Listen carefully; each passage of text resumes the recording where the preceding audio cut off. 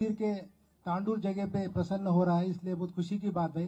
आत्मसम्मेलन सम्मेलन बोले तो सब लोग मिलके एक दिल से काम करने को आत्मसम्मेलन बोलते हैं।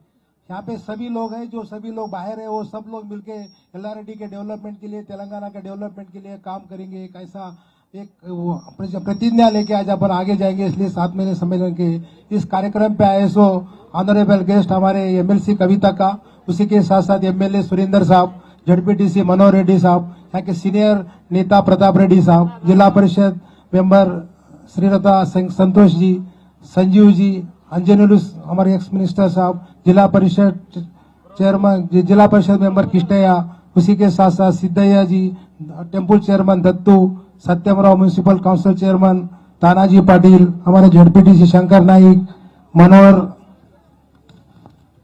महेंद्र रेड्डी सीडीसी चेयरमैन, गंगा रेड्डी, सुधाकर सरपंच, राजेश्वर, हमारे अभी जो भी अनाउंस कर रहे थे वो मनोहर चिटियाला मनोहर, सभी लोगों को, प्रेस मीडिया को, सभी भाई बहनों को बहुत बहुत नमस्कार। इसके पहले बोले जैसा 2014 के पहले का तेलंगाना और 2014 के बाद का तेलंगाना अपन कंपेयर करना चाहिए।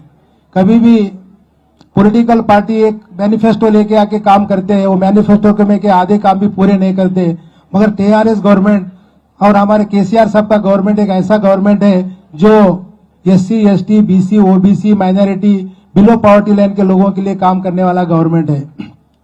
ऐसे बहुत सारे स्कीम है जो हम मैनिफेस्टो में बताए नहीं थे, फिर भी लोगों की जरूरत के हिसाब से लोगों को देने का काम सीएम साहब ने किए। सो इसलिए सीएम साहब को मेरी तरफ से, आप सबकी तरफ से बहुत बहुत धन्यवाद देना चाहिए।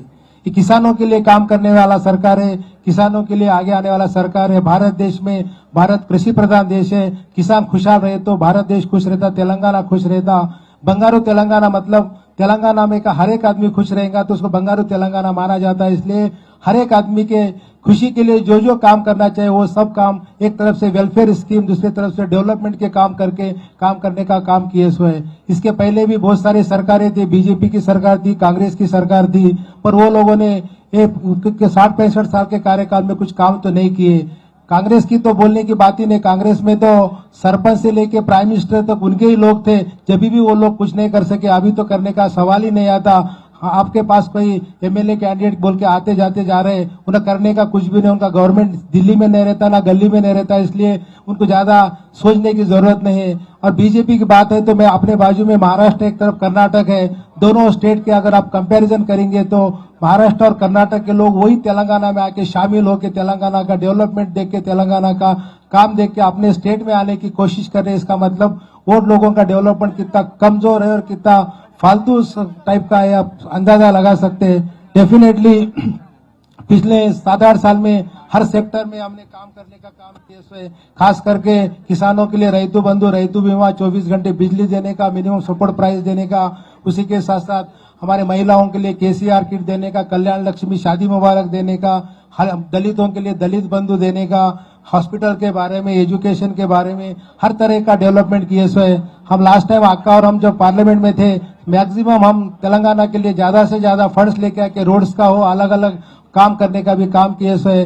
पिछले 5 साल का कार्यकाल हमारे कविता का पार्लियामेंट में सबसे सराहनीय था, सब लोग तारीफ करते थे। हमारे कविता का बात करें तो एक पिन ड्रॉप साइलेंस पार्लियामेंट रहता था, उस तरीके का उनका स्पीच और वैल्यूएबल स्पीच रहता था, सब्जेक्ट टू सब्जेक्ट बात करते थे, इसलिए उनका हमेशा तारीफ की जाती है। इस तरीके का अपना काम है, आने वाले दिनों में भी अपन इससे भी अच्छा काम करेंगे, ऐसा बताना चाहता हूं और सभी लोगों को बहुत बहुत धन्यवाद देता हूं। Thank you. ధన్యవాదాలు।